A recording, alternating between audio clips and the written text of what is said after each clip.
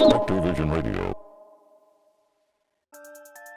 Welcome to the Caribbean Mystics Podcast, where the veil between the worlds is thin.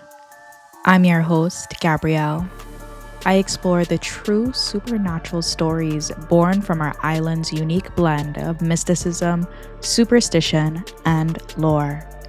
These are real accounts from real people, and the encounter you're about to hear might just be from your very own backyard.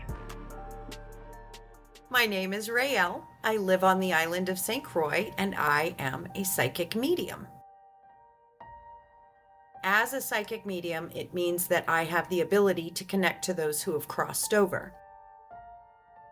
One of the types of readings that I specialize in is property readings, which I absolutely love because it gives me the opportunity to speak to the ancestors that walked the land before us.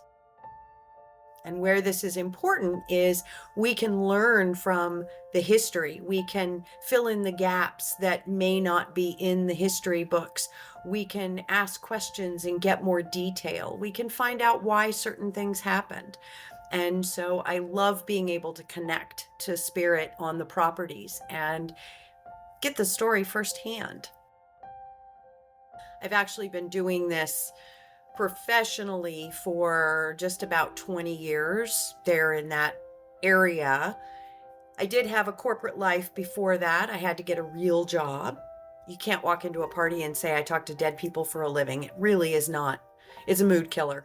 So I had a real job, worked in corporate, lived in Colorado, and through a whole course of events, I was gifted the opportunity to make a life-changing move that I had wanted to make for a very, very long time. And my company offered me early retirement. And with that, we packed up our house. We sold everything we owned and moved to St. Croix. And we moved here literally on the heels of Maria.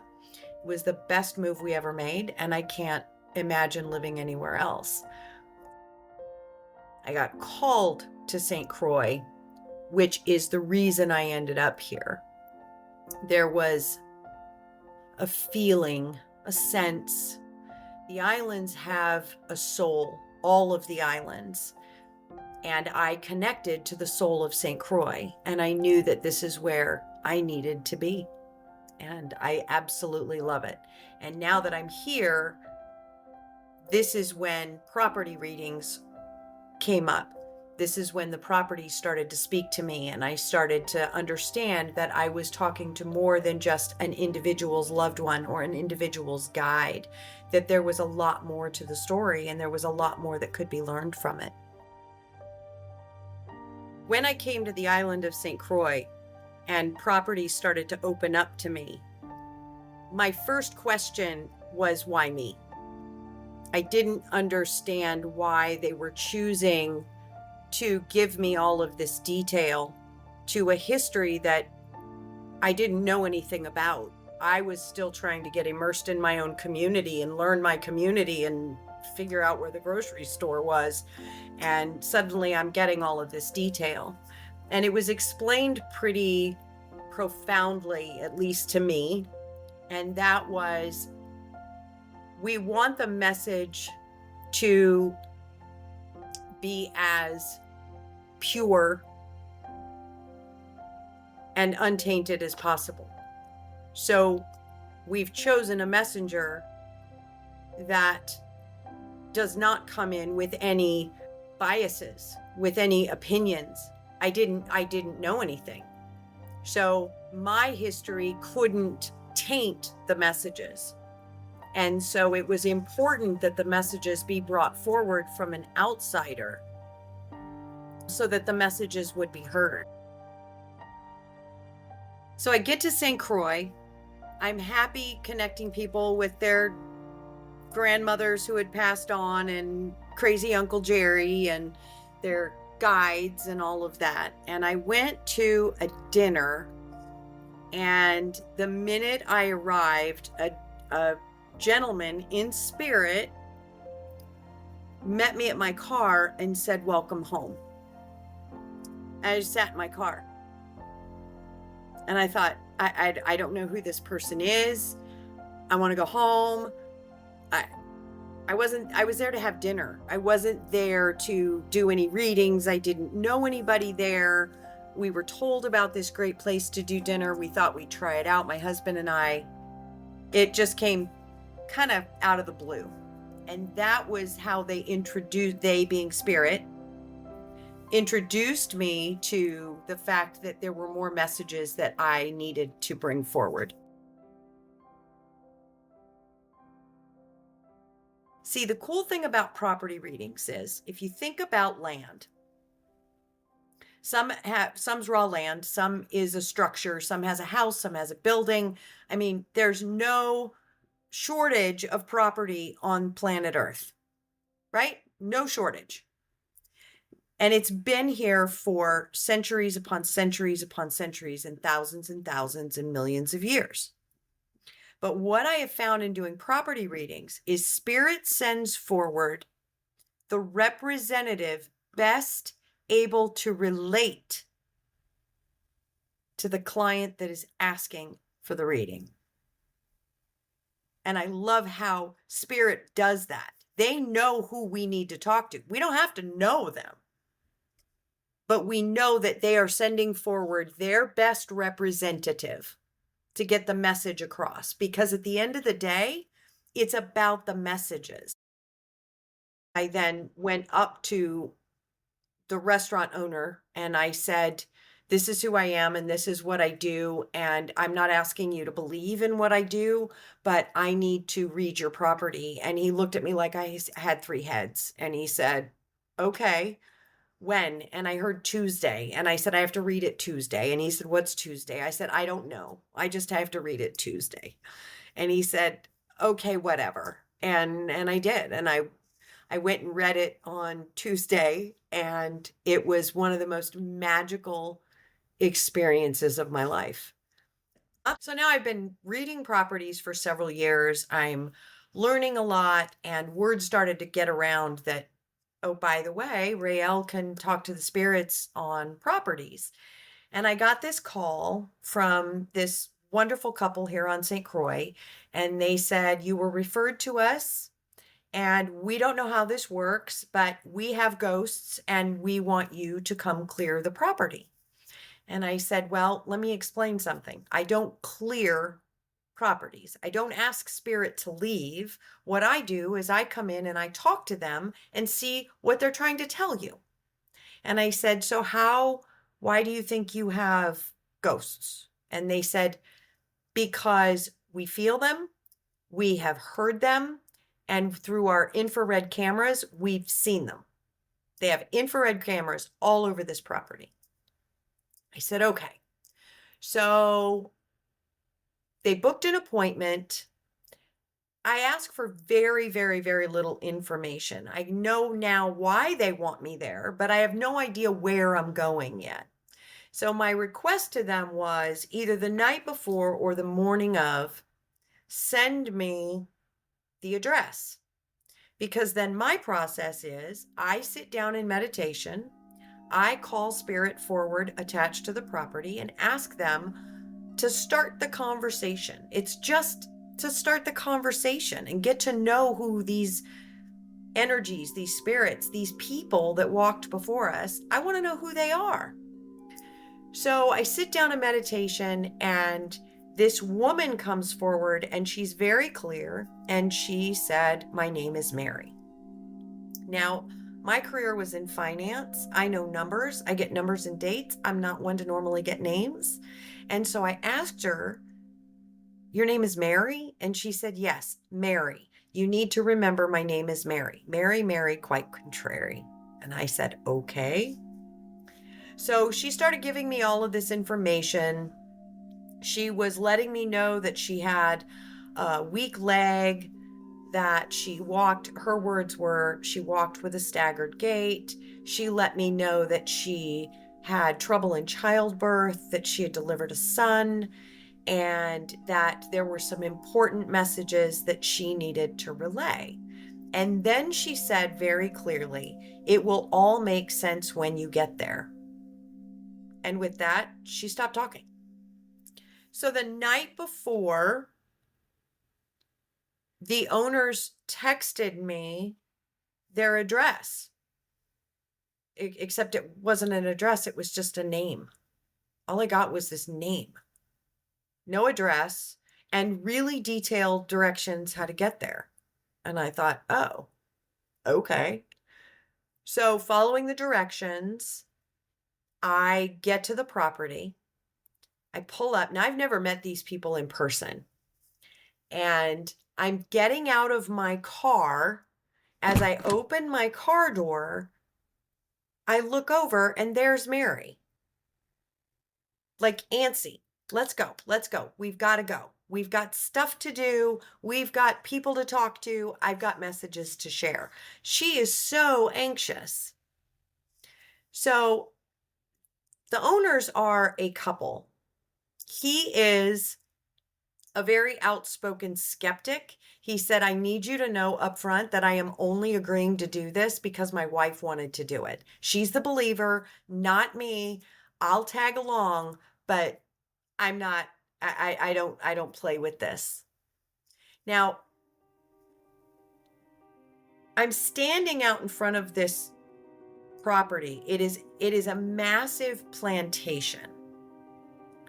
It was built in the 1700s, and there's this massive, absolutely stunning great house, just a mammoth of a property.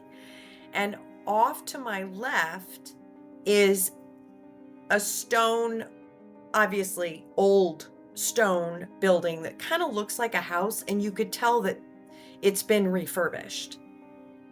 And my clients assumed that I wanted to go in the great house first. And Mary said, nope, I want to go in the stone house. I said, okay. So I told them we need to go to the stone house. So we went into the stone house. Now, it was obviously remodeled on the inside, but as we're going through it, she starts recounting, Mary, the spirit, is recounting her trouble in delivery.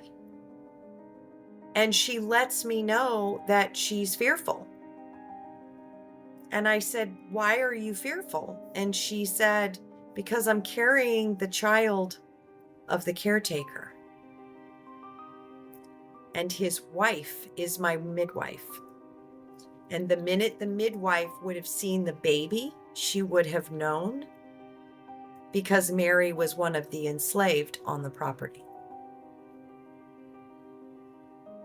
So she says, we need to go downstairs. So we're going all over this building, right? It's not that big, but she's taken me in all these rooms, and we go downstairs, and she starts talking about the problems installing the AC when they remodeled the downstairs. And she's telling me about the issues with the windows. And she starts saying, did they get my gifts? There's artifacts. When they remodeled this building, I left them some presents, the artifacts. And I asked them, did you get the artifacts? And they took me over to this ledge, and along the ledge is an entire line of artifacts that they had found when they were renovating this building, because the gentleman was now using it as a home office. So it made Mary feel good to know that A, they found her gifts, and B, now she could take credit for it. And she really wanted them to know, these are from me. So I'm relaying all of this to the owners, and the guy, the owner, the man, has this really weird look on his face. And I said, are you okay? And he said, I'm trying to absorb what you're telling me, because the building we're standing in was the caretaker's home, and his wife was the midwife. And this building was at one time used as the maternity ward. And I had no idea. Well, I didn't even know anything about the property, but that's why she wanted me to go in there first, because it validated her story. She wanted her story told first. I mean, I had chills everywhere. It was so wild. So I said, okay, well, can we go over into the great house? So we head over to the Great House, beautiful building. We walk in these doors and there's this sweeping staircase, absolutely stunning staircase. And Mary immediately tells me, this was not like this. This was all redone. And they had to move the front door. And I said, okay. So I'm relaying all this. We go up the stairs. We're in this massive room, absolutely stunning room. It's empty, but it's beautifully done. And then there's this doorway that goes into an adjoining room, not quite as large. And both rooms are completely surrounded on every wall with windows, solid windows. And it was just absolutely beautiful. And as I stood in this room, I started to hear chamber music and an orchestra and dancing. And it was like a ball. And I said, it's like Anastasia, or it's royalty. I'm in a ball. I can hear the music. I can see everybody dancing. And the wife starts laughing. The gentleman looks at me and he said, this is the craziest thing I've ever experienced. The house used to belong to the King of Denmark. You're standing in the ballroom. I was like, oh my God, that is so cool. I was so excited. So Mary said, there's more. So we go on this big tour. And she takes us through the kitchen and she tells us how the kitchen had burned down and the kitchen needed to be redone. She wanted to go out into the garden. She said, you have to see the garden. We have to clear up the issue in the garden. So we go out the back door, we go to the garden, and there's this massive monument. And I will tell you, the monument looks like a headstone. Looks just like a headstone. She said she's not buried here. It was a rumor. It's a false rumor. Assure them that she is not buried here. And I said, I'm supposed to tell you that nobody is buried here. And I look over, the monument is erected for Alexander Hamilton's mother, because Alexander Hamilton's aunt and uncle used to own this property, and Hamilton's mother lived there. And this property was the first official botanic gardens in the Caribbean. And she used to love the gardens. And so they erected this monument for her. But there was apparently a rumor going all over St. Croix, but I don't know if it was throughout the Caribbean, that his mother was actually buried there. And Mary was letting me know that that was not the case.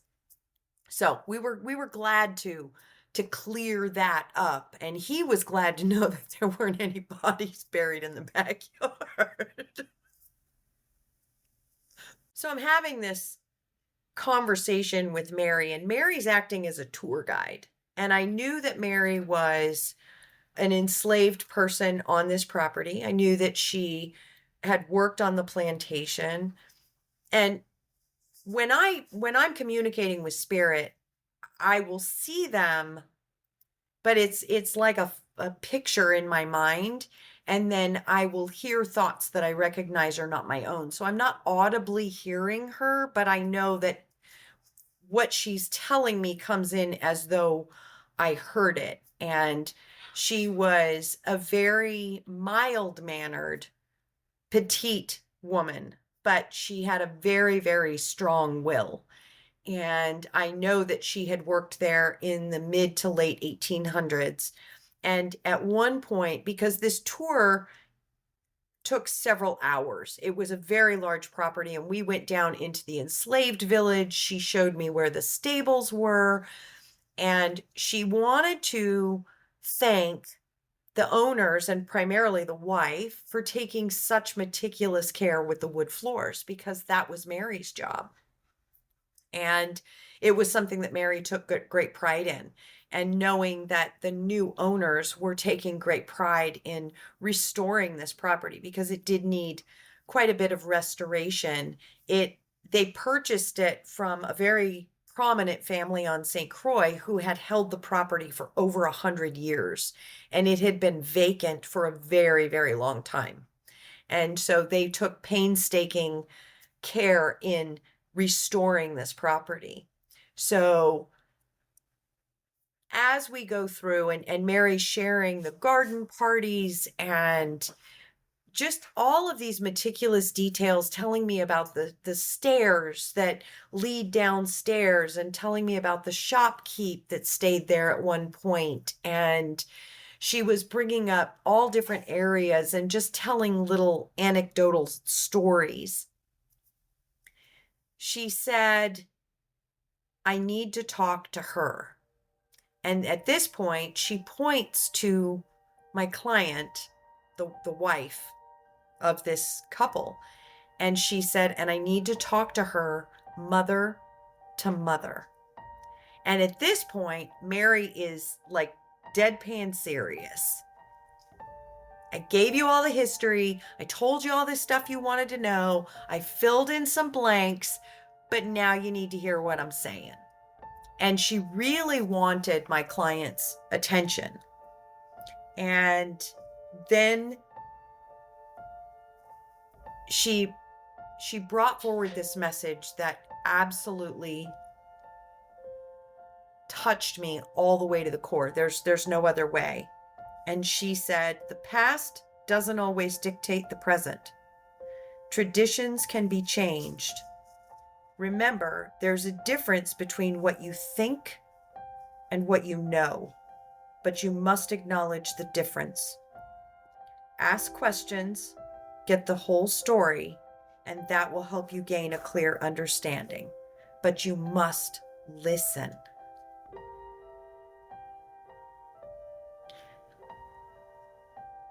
I was speechless. And this couple looked at me and the husband said, wow. And the wife said, well, that was nice. What do I do with that information? Because it's a very profound information or profound message. And what really stuck out was there's a difference between what you think and what you know. You have to know the difference. And I said, what are you doing? Mary is very clear that you want to do something. What are you in the midst of doing? And she said, we're trying to get the property rezoned and permitted because we want to open it up for historical tours. And we want to make it accessible to the community and Virgin Islanders.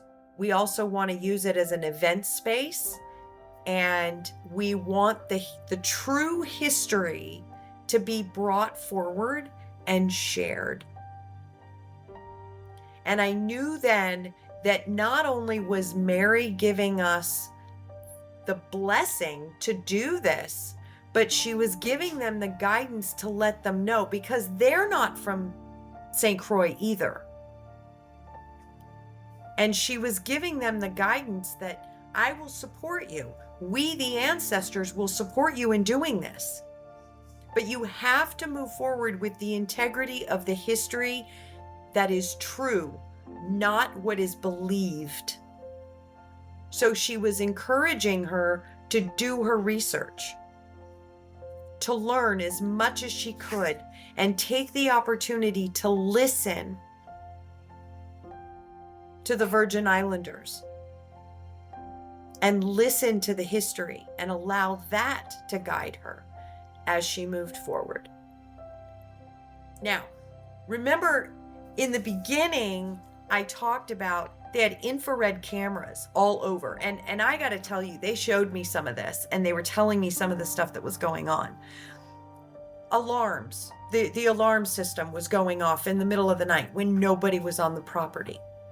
Orbs everywhere. And I know everybody's got kind of mixed feelings about orbs, but I watched this video. These are specific, they're orbs moving around with intention. They were going up and down the stairs. They were going in and out of doors. They were going back and forth in the room. These weren't dust particles floating. They had intention, and you were watching them move. And then in one of the videos, there's a hallway, and it's the hallway behind the ballroom. And so you can walk from the ballroom to an adjoining room, and that leads to the back of the house. And there's this hallway, and there's a doorway, and there's a camera right there, and it's trained on this doorway. And the light was just right that you saw the shadow in the shape of a person on the wall. You know how when you're entering a room and your shadow will hit the wall before you actually walk through the threshold of the door? You saw the shadow in human form, and then it stopped. And then you could see clear steps backwards, and the shadow went out of frame. There was nobody there, and there was nobody on the property. It was absolutely amazing. And they said, how do we, we've got a ghost. What do we need to do I want the ghost to go away. And I said, okay, well, we've shared the message. Incorporate them into what they're doing, into what you're doing. Ask them to guide you. They're not evil. They're not demonic. They don't mean you any harm. They want to help you. So ask them, don't do any damage. Don't hide my keys or do anything weird. And I will accept your guidance. I said, work in collaboration. They're roommates. Look at it that way. So they agreed. So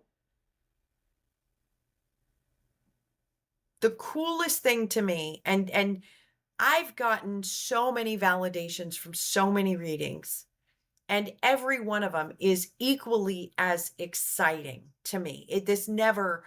I never tire of what I do. But this particular reading stuck out to me because it gave me a validation that I had not had prior to this. I've had it since, but this was my very first validation that just rocked my world. So the next day, the client called me and said, I need to see you. We have a gift for you. We have something for you. And I said, okay. So I get in the car, I go over. They come outside and she said, we want you to have this. We had an extra copy and we want you to have it. And with that, she presents me this encyclopedia-size book of the entire history of this property. The prior owners who'd had the house or the property for over 100 years had hired a renowned historian that was well known throughout the Caribbean to research and create an entire written document of the property. And so this gentleman went back to Denmark, went through all the Danish records and presented this book. He had names, he had dates, he had census records. Now, the one thing about the Danes is they kept very detailed records of all of their inhabitants, I'm going to say, including the enslaved. And where possible,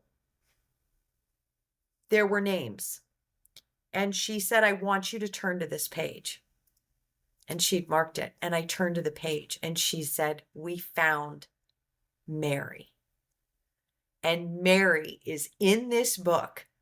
It talks about her trouble in childbirth. I'm getting the chills as I tell you this story. It talks about her childbirth. It talks about her weak leg. It talks about how the pride that she took in her job. This whole story, everything that she had shared was in this book.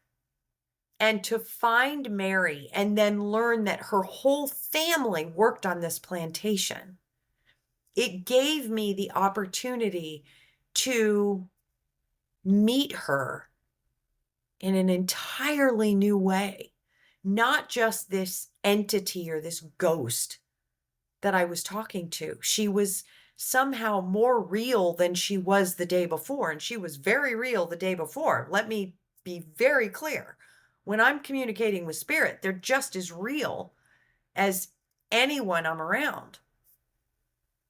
But to see her name and see all the details and see the census records with her listed on it and how old she was when she delivered her son, it was almost like reading somebody's diary, but in a magical way. It was truly, truly magical. And since then, I mean, I've become friends.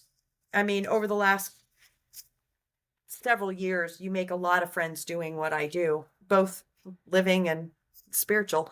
But I've become friends with these owners, and they're wonderful, wonderful people. They're very generous. And she has since opened a boutique, and they've opened the property for tours. They got all the permitting they needed. They got the zone changes that they needed. It's a very popular venue for historical tours during tourist season. They do a lot of events there. She has said, since the day I stepped foot on that property, there's been zero paranormal activity. Zero. No ghosts. No activity, nothing in the cameras. And the other thing that I also find very, very interesting is the day that Mary came forward. I didn't recognize it until days later. And it was actually a friend that brought it to my attention. The day that I communicated with Mary and she gave me all of this detail, and the blessing, if you will, was Emancipation Day. I read the property on July 3rd. And so it was almost a bigger honor than if it had been on any other day.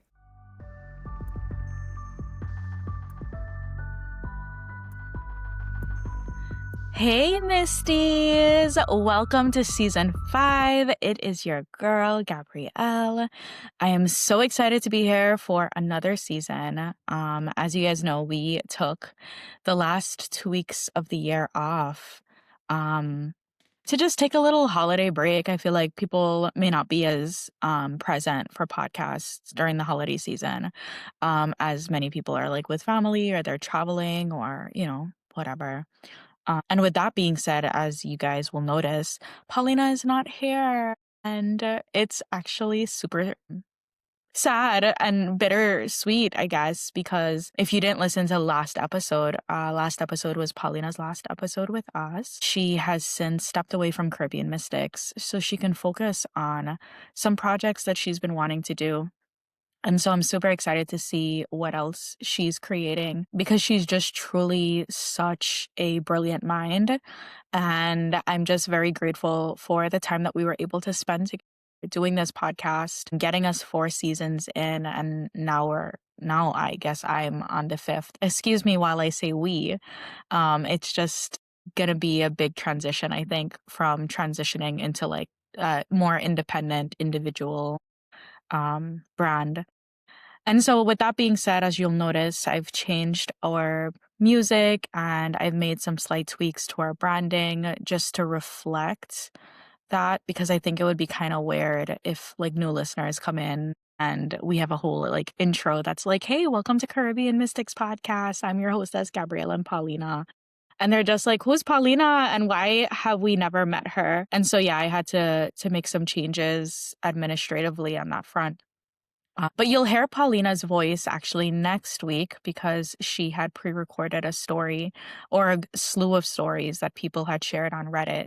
And so you'll be able to get a little bit of a blast from the past next week, Thursday. But with that being said, I do ask for a little bit of grace as I navigate these discussions by myself. It's truly strange being in a room talking to myself, essentially. And so please be patient with the awkward pauses and as I navigate having a conversation all alone. There are some ideas that I have actually for the podcast now that it's more of an individual effort, maybe really actually making that step and bringing in some guest speakers or guest people to do discussions with, experts. even just like friends of mine who I think are really great conversationalists. I know that there is a contingent of people that listen to the podcast that really do appreciate the discussions. And so I'm just grateful to you guys for being here and for choosing to listen in to, all the things that we have going on. And so, yeah, episodes are going to be weekly like they were. They are going to be on Thursdays per usual. And I think we have some really amazing things coming for season 5, including this episode. We had the wonderful Rael Reddick, who is a psychic medium. And I'll actually be putting her information in the show notes, specifically her website. So you guys can go and check out her website if you wanted. I met Rael when I was working at Sage, and she came and offered a psychic development class that really blasted me open as it related to my relationship with self and with spirit. Rael is a very patient teacher. She's also the type of teacher that brings you to the ledge and pushes you off. There is no like coddling and allowing you to play small. And that particular learning style actually happened to be very transformative for me. And so she forced me to develop a particular kind of confidence with my own knowing and discernment and, yeah, my psychic ability, to say the least. One of the special gifts that Rael has, along with her being a psychic medium, is Rael knows how to pull greatness out of people, and I really appreciated it. But something else that I very much appreciate about Rael is the containers that Rael keeps are a mixed bag of people. I eat a hemi cuss a lot about how sometimes people move down here, especially people who portend to be of the spiritual leanings, and they develop containers that are exclusively all white, with very minimal local people involved, very minimal diversity in their groups. And as a Virgin Islander, that doesn't feel very good. And it doesn't feel very inclusive. And one of the things that I noticed about Rael's containers is her containers are not just a mixed bag, but I actually find that they have more local people and Caribbean people than any other group. And I think that that's really reflective of who Rael is and her deep integrity for the information and for the land that she's living on. And so I also wanted to say that because when she expressed interest on coming onto the podcast and sharing a few stories, hint, hint, there will be another story from Rael later in the season. It was like a no-brainer for me because Rael is exemplifies, I think, the type of community that we want to build with people that move here. And I think she did a really great job actually of expressing that when she was talking about, like, why me? Why deliver this information to me? Or even the way that she talks about spirit and the spirits that come forward to her and the messages that they have. She does an excellent job at encapsulating how sacred her work is. And I just deeply appreciate that. And it is a reminder, I think, for myself in the work that I do with Caribbean mystics, in just always acknowledging the sacred and the reverence, right, that we have for the spirit and spirits. And so, yeah, we are going to jump right in. And before I do, I really need to offer a disclaimer because we are going to be talking about rape and slavery in the Caribbean. And I think it's a really important topic to get into, considering Mary's story. And, I recognize that when we do these discussions, that oftentimes it brings up a lot of hard conversations and complicated conversations. And so I'd like to preemptively say that I will do everything I can to deliver this information in a way that is deeply driven by integrity, because it is very important to me that as we have these conversations, that because they are complicated, we don't shy away. Because they may offend, we don't walk away, but that we continue to steward these really difficult conversations. Not that the conversations begin and end here, but that the conversations continue even as you walk away from this episode or share this episode with friends and family. And so I also recognize that conversations around rape and sexual abuse are deeply triggering, and it is perfectly okay for anyone who in this moment does not have the capacity to listen any further. Thank you for listening thus far, and I appreciate you. Check us next week. But yeah, let's jump into it. I did some research for this episode because I really wanted to delve into what Rael does. Not every psychic does the work that Rael does. There are some people who meet people in a room, or they send emails with readings, or, they sit around a table and they pull cards.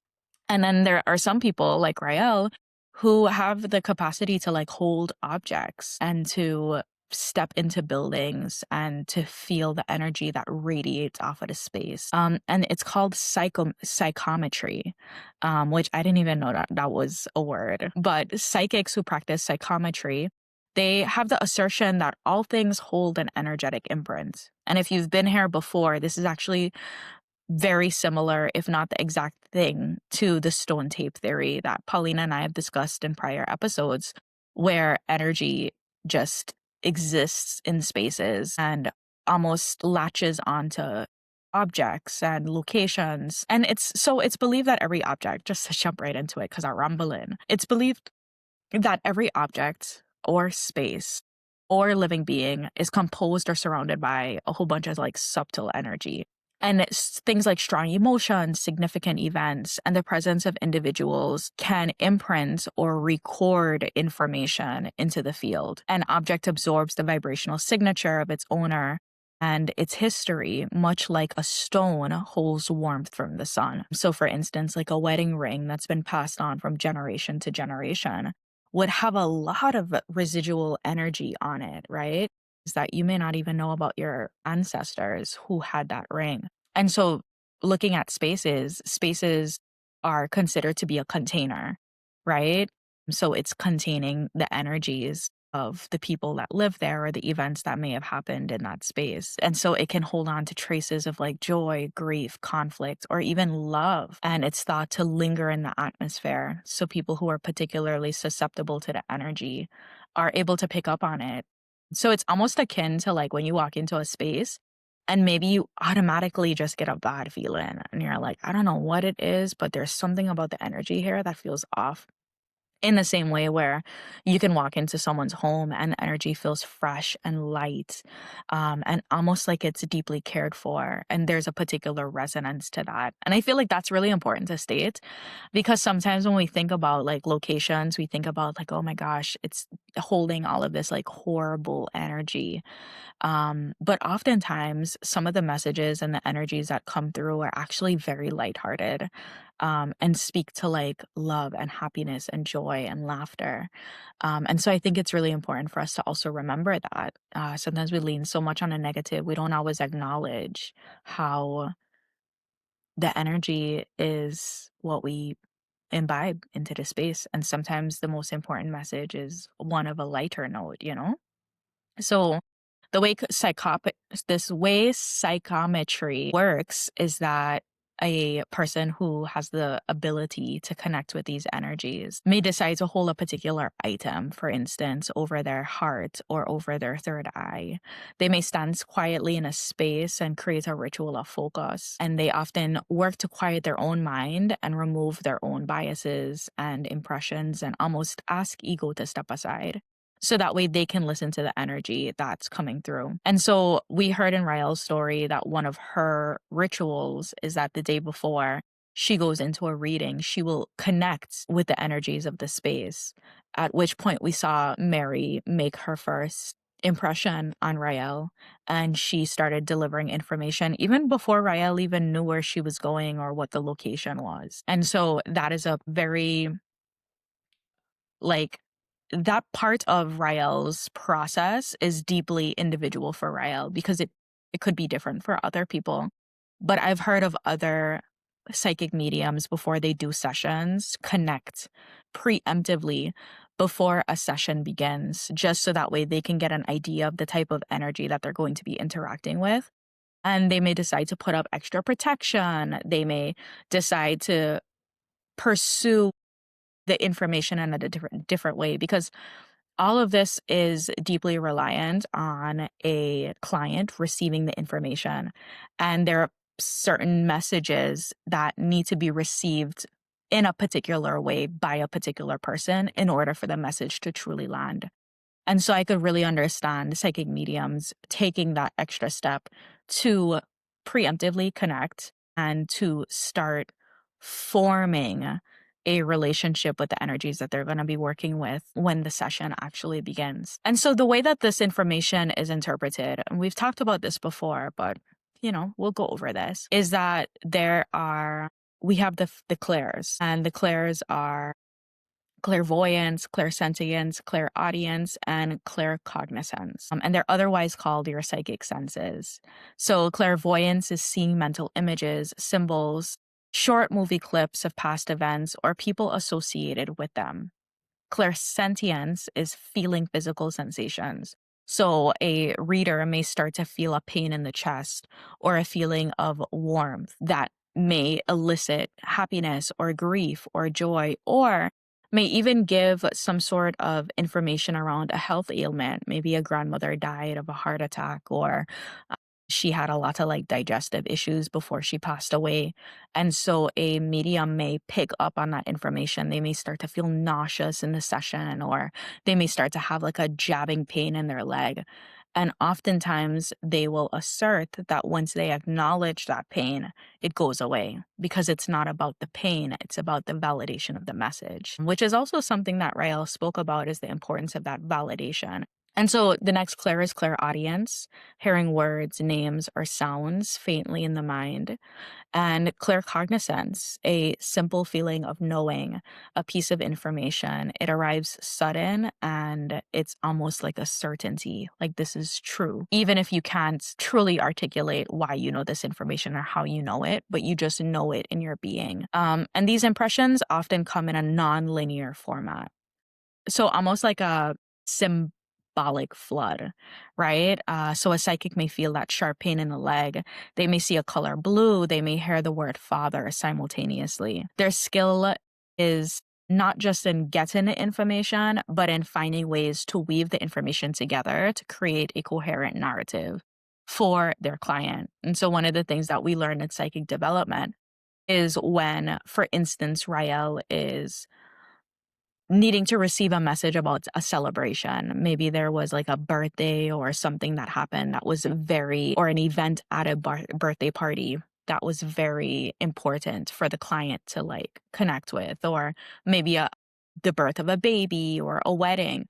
Rael may see something like balloons appear in her mind, right? And so that is her personal language with her guides to share specific bits of information. To my understanding, and I've never heard a psychic say otherwise, the information that they get doesn't come often in full sentences. No one's coming there to be like, hey, Rael, thank you for coming, to the whatever, this and this and this happened. But oftentimes they will send images or messages that is the responsibility of the psychic to put together to create a coherent story. And as we saw in this particular story, Rael was able to validate most of the information that she got, which is really special because you don't often see instances where validation comes. You may know little bits and pieces, and some of it may kind of click into place. But there's a way where sometimes these sessions are super ambiguous, where you get information and there's really no way to validate that information. And so you as the client need to rely on your own internal system of trust and discernment to be able to weed through and sift through the information. And so this story is particularly important and interesting because Rael was able to validate the information that she got that she wouldn't otherwise know, especially since when she arrived to the property, the gentleman, the co-owner of the property, was already like, hey, I'm a skeptic. And I know you came all this way, but I'm just doing this because this is what my wife wanted. But I'm just letting you know, a lot of this, isn't his thing. And I think that that's okay. And I also think that that's why the points of validation are so important, because you will have people. And in fact, I will say that I think it's super important for people doing psychic read, going in to receive their own reading, to kind of go in with a little bit of skepticism, especially if you don't know the reader and you don't know how they work, you don't know what their track record is, because there are a lot of people out there who will prey on people's desire for information or guidance and may not be delivering information in the most integrity driven way. So anyone who's worth their grain of salt will want to develop those points of validation for you. So that way the messages land. Like if the message is not landing, then all of it is a waste. And so that's super important. And I'm really happy that Rael was able to get that point of validation for her, but also for the client that already came into this with a very skeptical feeling. And then moving on from that, one of the other points I really wanted to talk about was Mary's story. And I found her story to be particularly heartbreaking because when we talk about slavery in the Caribbean, and this happened in Americas, but because we are talking about a story that takes place in the Caribbean, I will just focus on this information and the Caribbean region.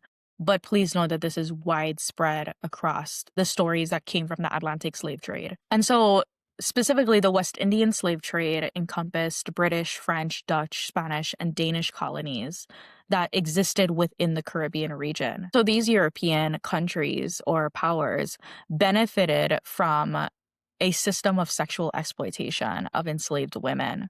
Enslaved women experienced a burden of one, having to be productive in the cultivation of sugar, coffee, cotton fields, and other crops that were being grown in the Caribbean and then sent off to their respective destinations. But they also had the burden of reproductive and sexual exploitation within a system that continued to commodify their bodies for the entirety of the slave trade. And a part of this system often lent itself to separating women from their children in an enumeration of ways. You're looking at hundreds of years of slavery, and there were certain things that became common practice, right? And there was a way in which the law and archival records even supported rape and the commodification of women's bodies. Under the colonial slave codes, for instance, enslaved women were legally defined as property. They didn't have rights over their own bodies, and so the rape of an enslaved woman by a master wasn't considered a crime under colonial law, but instead it was considered to be a trespass against another slave owner if she was owned by somebody else. And so essentially, the woman was not the victim. The victim was the man that owned the woman. And I just find that to be just so egregious. But also when you look through the lens of patriarchy, we continue to see these layers of that mindset and thought even to today as we continue to have these conversations around women's bodies and women's rights and all of the ways in which we're seeing a almost fork in the road of where society will take itself, whether that is to a place where women continue to experience continued liberation or to a place where we see the rolling back of women's rights. And so there was even a legal doctrine, right? It was called the partus sequitur ventrum. It's Latin, so please excuse my poor articulation of that phrase. But it means that which is born follows the womb. And it was a crucial legal precedent in the Caribbean and the Americas, and it determined that a child's status as enslaved or free was based on their mother's status, making slavery hereditary and ensuring the perpetual growth of enslaved populations. This was deeply embedded in colonial law, especially under Spanish, Portuguese, and English rule. And it allowed for the foundation to be constructed of generational bondage and racialized slavery. So what this did was it created a direct economic incentive for masters and overseers to rape enslaved women in order to increase their enslaved workforce without having to purchase. Enslaved women were often classified in plantation records alongside livestock and tools, which reinforced their status as commodities whose reproductive and productive capacities were to be maximized. So it almost took away their personhood and turned them into a product to be consumed by men. And so enslaved women worked to resist against these cruel actions and to resist against colonialism in general and its assault on their reproductive rights and their personhood. And so they found that there were different resistance strategies that could be employed, including abortion, infanticide, herbal contraceptives, spiritual practices, and in some cases, direct physical retaliation. You often will find that there are stories in the Caribbean specifically of enslaved women slowly poisoning slave masters and their families, for instance, which of course resulted in painful hierarchies within enslaved communities. Many of these children were still enslaved and served as constant reminders of the violation that their mothers experienced. It also impacted gender roles. So the system of rape, especially of Black women, reinforced racist stereotypes that exist today, including Black female hypersexuality, and it's used to justify further abuse while positioning white women as pure and protected. And it serves to deepen the racial divide that, again, we see today. And so when you get these stories, and one of the reasons why I think that this was really important to go through is these stories remind us of the brutality of slavery. And not just the brutality, but how much work is still left to be done within our Caribbean communities that are still deeply enmeshed in the patriarchy. In the Virgin Islands, for instance, we have seen an uptick of domestic violence.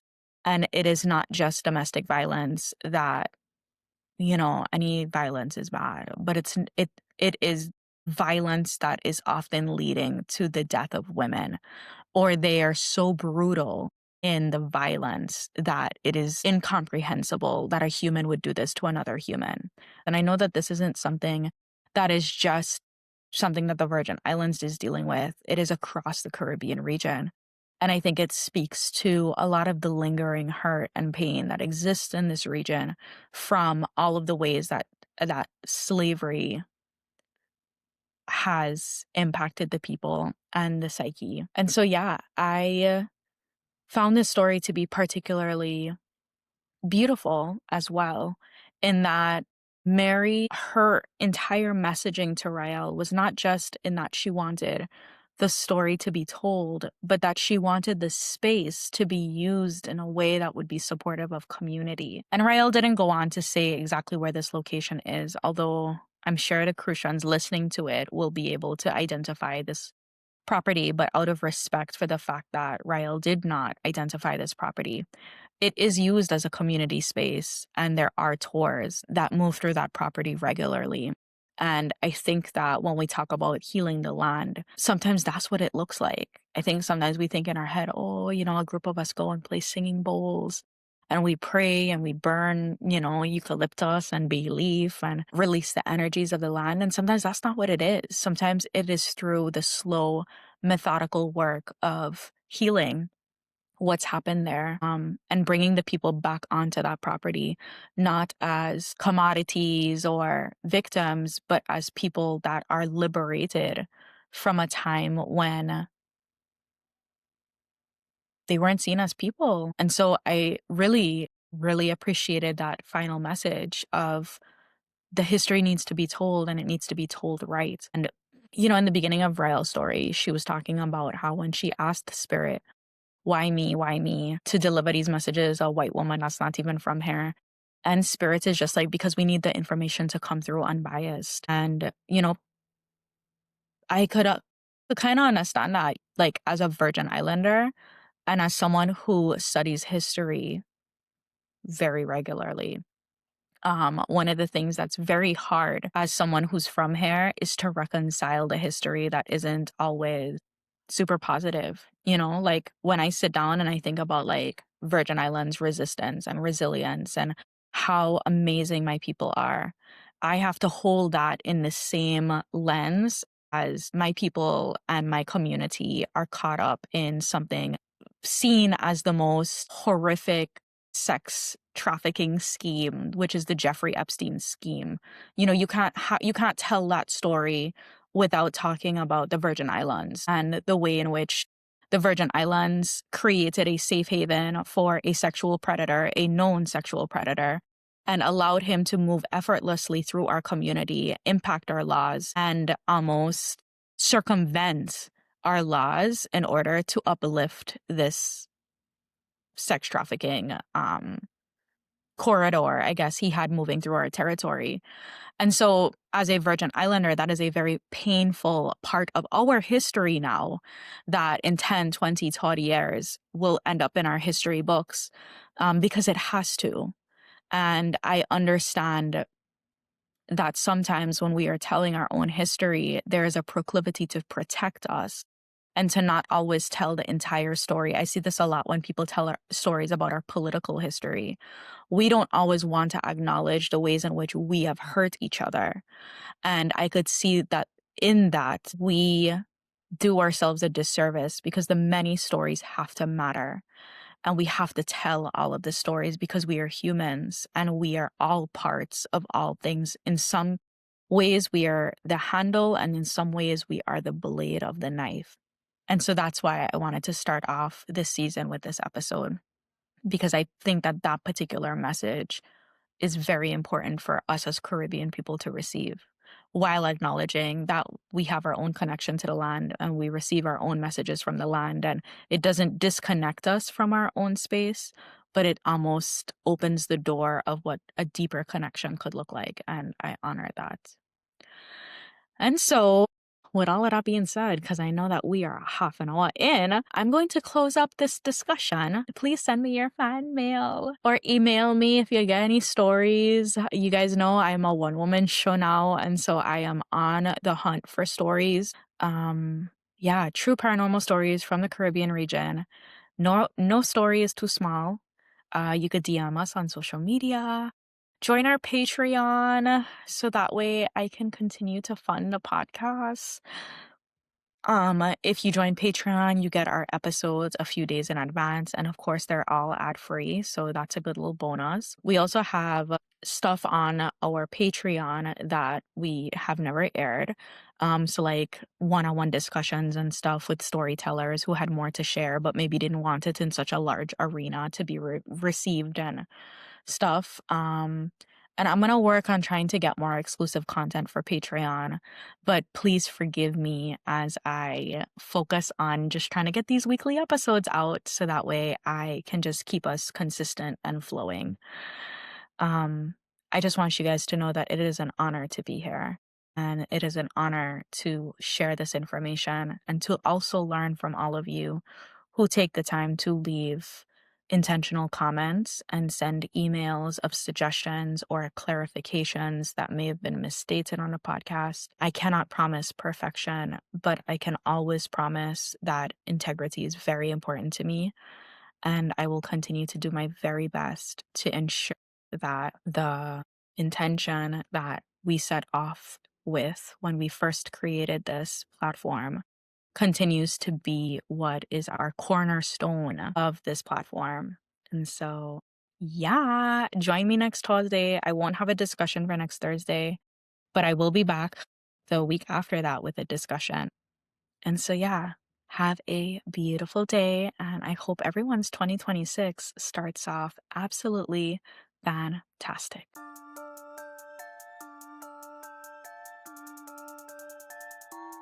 Thank you for listening to the Caribbean Mystics podcast. If this story resonated with you, please share it with someone. And to make sure that you never miss a tale, follow or subscribe wherever you listen. We are always seeking true stories. If you or someone you know has had a supernatural encounter rooted in the Caribbean, I want to hear it. Send your story to CaribbeanMysticsPodcast@gmail.com. That's CaribbeanMysticsPodcast@gmail.com. For links and resources from today's episode, check the show notes. The Caribbean Mystics Podcast, Season 5, is written, produced, and hosted by me, Gabrielle Carrard. Until next time, stay curious and maybe leave a light on.